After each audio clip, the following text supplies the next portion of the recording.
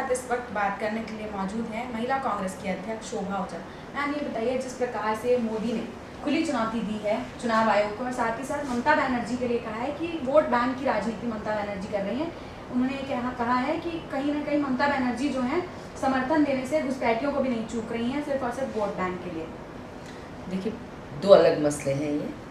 पहली बात, आपने कहा मोदी ने चैलेंज किया है इलेक्शन कमीशन, तो ये साफ तौर पे दिखाता है कि मोदी क्या सोचते हैं इस देश के नियम कायदे कानून के लिए, उनके मन में कितनी आस्था है।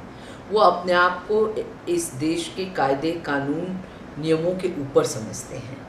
उनमें बहुत कम आदर और सम्मान है जो कॉन्स्टिट्यूशनल इंस्टीट्यूशंस है देश के, उसके लिए ये साफ तौर पे उनके इस वक्तव्य से समझ आता है। जहाँ तक ममता बनर्जी की पॉलिटिक्स पे मोदी का कमेंट है, तो मोदी खुद क्या कर रहे हैं?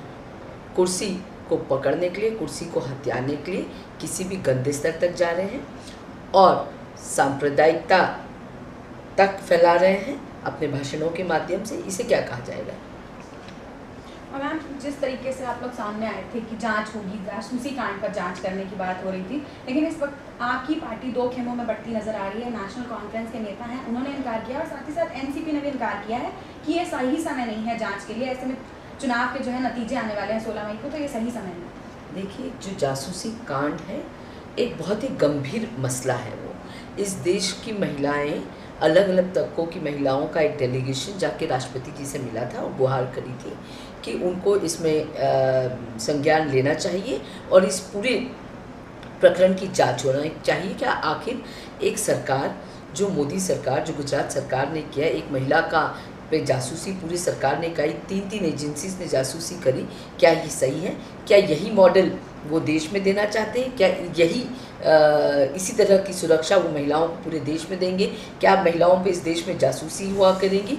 ये तमाम प्रश्नों का जवाब जनता चाहती है और तभी ये जांच कैबिनेट से अप्रूव होके ये जांच कमेटी बनी थी और फिर तमाम शोर मचा था कि जांच कमेटी तो बन गई, जज क्यों नहीं अपॉइंट हो रहा? अब जब जज अपॉइंट हो रहा है तो फिर शोर मच रहा है।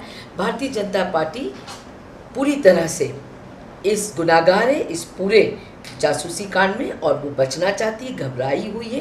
पिछले दिनों जेटली ने कहा कि जांच कमेटी बैठ भी जाए तो हमारी सरकार आती तो हम उसको हटा देंगे। तो ये साफ दर्शाता है कि कितने ये डरे हुए हैं इस पूरे कांड में। पर जांच होनी चाहिए और साफ सुथरी जांच होनी चाहिए और इसमें दोषी पाने पे मोदी, अमित शाह और वो तमाम अफसर जो इस जासूसी कांड में लिप्त थे उनको कड़ी सज़ा मिलनी चाहिए। क्योंकि प्रजातांत्रिक देश में अगर इस तरह से सरकारें जासूसी करानी चालू कर देंगी तो मैं नहीं समझती कि इस देश की जनता आखिर सुरक्षा के लिए किसके पास जाएगी। और साथ ही साथ आज चुनाव प्रचार का आखिरी दिन है, ऐसे में अमेठी में मोदी रैली कर रहे हैं। लगता है आपको राहुल गांधी के लिए कितना फर्क पड़ेगा इस रैली में? देखिए, अगर हिम्मत होती, अगर कोई फ़र्क पड़ता होता तो मोदी को अमेठी से चुनाव लड़ लेना चाहिए था। अमेठी और गांधी परिवार का एक अटूट रिश्ता है। ये रिश्ता केवल चुनाव का नहीं है या केवल सत्ता का नहीं है, ये एक अटूट रिश्ता है जहां अमेठी की जनता पूरी तरह से जानती है कि गांधी परिवार ने उनके लिए क्या किया है या गांधी परिवार उनके लिए किस तरह से कटिबद्ध है उनके विकास को लेकर। तो इसलिए कोई फ़र्क नहीं पड़ता मोदी जाए या कोई और जाए वहाँ चुनाव प्रचार के।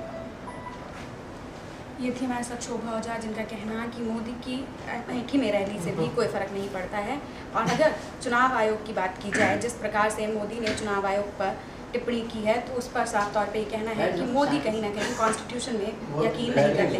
कैमरा पर्सन विनोद के साथ दीप किरण चौहान, रिपोर्टर 24x7 दिल्ली।